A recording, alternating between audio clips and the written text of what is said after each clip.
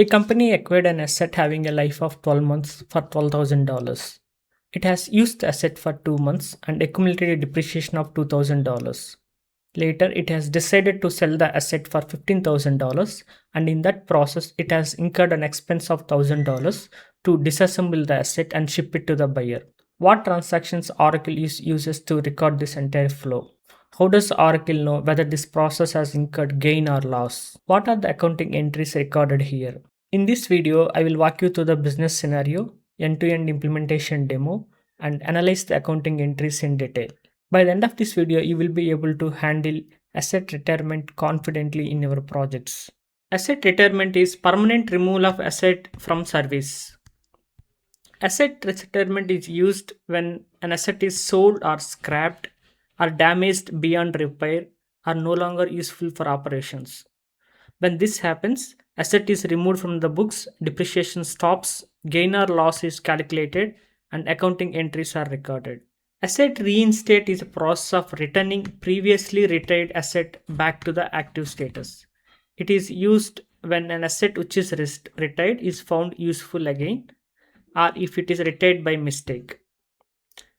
When this happens, asset returns back to the active status, depreciation can start again. No gain or loss is recognized. Let us execute a business scenario.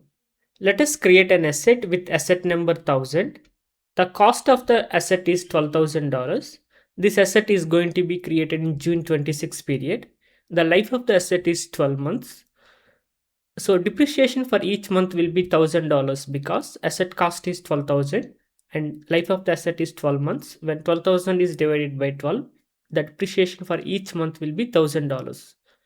When we run the depreciation for this asset in June 26 period, $1,000 will be realized as the depreciation for June 26 period. After running the depreciation, the net book value of the asset will reduce to 11,000 as a depreciation of 1,000 has been realized. After June, in the month of July, if company want to sell that asset for 15,000 because it want to upgrade it to a new asset, if they sell it for 15,000 and in that process of selling, if it has spent $1,000 to disassemble that asset and ship it to the customer, then we have sold it for 15,000 and spent an expense of $1,000 to disassemble it and ship it to the customer. In this process, this 15,000 is called proceeds of sale. This is the value for which we have sold to the customer, and the $1,000 that we have spent, that is called cost of clearing or removal. So in this process, the profit or gain due to asset sale will be proceeds of sale, that is 15,000, minus net book value of the asset, that is 11,000, minus cost of clearing or removal 1,000. The total profit or gain realized will be $3,000. To sell this and take this asset out of the books, we need to perform the asset retirement. So now we will go to the Fusion instance and we will perform the asset retirement for this asset, and we will see the gain that we have realized. And after we do the retirement, we will see that for that asset cost, net book value, and all the related value dollar values will get changed to 0. Let us jump into the Fusion instance. In the interest of time, I have already created an asset with asset number 1000 and the cost of asset is $12,000, and I have ran the depreciation for June period. If you see, for June period, a depreciation of 1000 has been already calculated, and if you go to the financial information, the net book value has been reduced to $11,000. Now the company want to sell this asset to a customer for $15,000, and there will be a cost of $1,000 involved to remove that asset and ship it to the customer. So let us do the asset retirement transaction for this asset in the month of July period. I have already closed the June period. Click on done. Go to June has been closed and July period has been opened. Click on retire assets. Search for the asset number 1000. Now we can retire this asset either in units or in cost. If we can do even partial retirement as well. If let's say asset is created for 10 units, we can retire only 1 or 2 units. Similarly, if it is only one quantity asset but asset cost is $10,000, we can retire only 2,000 of it, a portion of actual value. But in this scenario, we will retire the entire asset. Click on retire units. The asset has been created only for 1 unit and we will retire that entire 1 unit. Select one. Now enter proceeds of sale. We are going to sell this for 15,000 and cost of removal is $1,000. Click on submit. Let us query for the asset again.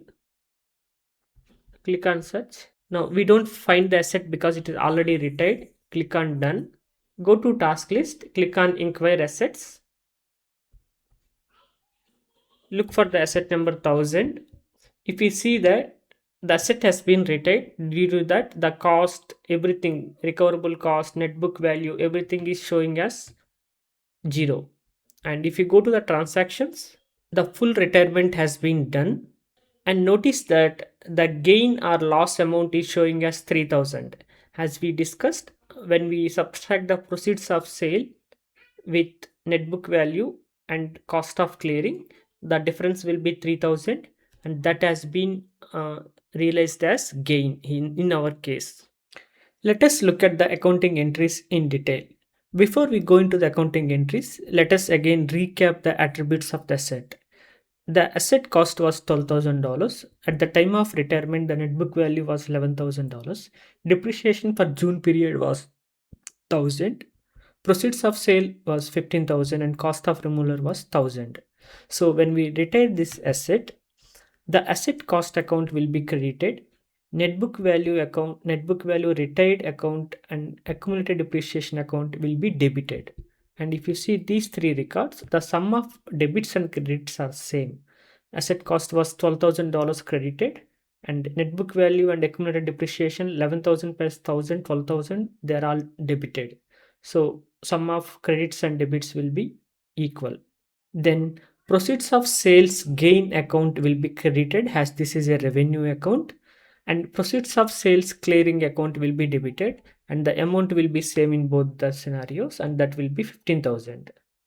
And cost of removal gain account will be debited and cost of removal clearing account will be credited, that is for $1,000.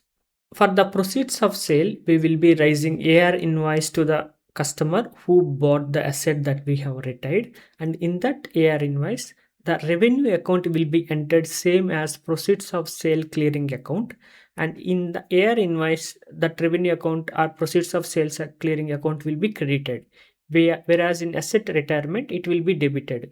So these two accounts will be same and they will be knocking off each other.